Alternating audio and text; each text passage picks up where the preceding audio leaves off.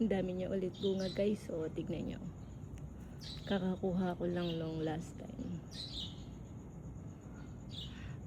Nung isang araw lang nag-harvest. Tapos, meron ulit siyang mga maliliit na bunga.